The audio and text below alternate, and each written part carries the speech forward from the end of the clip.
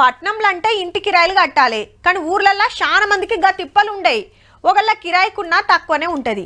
ఈడ 20-30 కిలోమీటర్లు బండి పెట్రోల్ పోసుకొని ఆఫీసులకు రావాలి. ఆడైతే వ్యవసాయం పనులు లేదంటే టౌన్కి వచ్చి సొంత దందాలు. ఎక్కువ దూరం పోవాల్సిన పనే లేదు. ఈడ సగులం కొనాల్సిందే, కానీ ఆడ కొన్ని పుక్కట్లనే దొరుకుతాయి.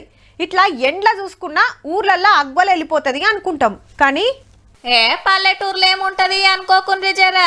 ఖర్చుల పట్టణానికి పోటీ ఇస్తున్నారు. మళ్ళా 176 కుటుంబాలు తగ్గేదేలే అంటున్నాయట.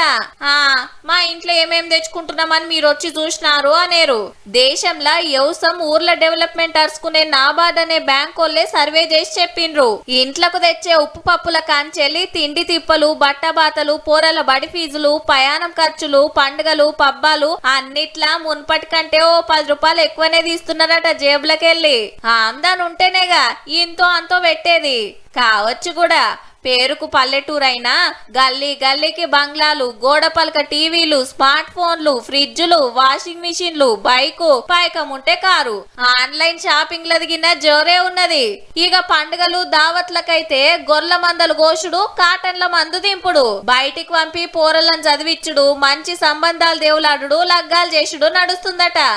నొద్దుగన్ని నలుగుట్ల ఇలువ ఉండాలని కొందరు ఎచ్చులగ్గిన పోతున్నట్టుల్లా. మరి అంతిట్ల ఖర్చు పెట్టుడేనా? 10వ పరకి ఏమన్నా ఎన్కేసేది ఉందా అంటారా? 120 కుటుంబాలు మాత్రమే ఖర్చులు తక్కువ పెట్టి ఎక్కువ దాచుకుంటున్నాయట. సేట్ల కాడ మిత్తిలకు అప్పులు తెచ్చుడు బంద్ పెట్టి బ్యాంకులో లోన్లు తీసుకుంటున్నట తక్కువలో దొరుకుతుందని. మా ఏరియాలో గిట్లుంది, మా ఊర్లో గట్లుంది, మీరేమో గిట్ల చెప్తారేంది అనేరు. నాబార్డు సంఘ పోలే రిపోర్ట్ ఇచ్చిండ్రు, మేం చెప్తున్నాము గంతే.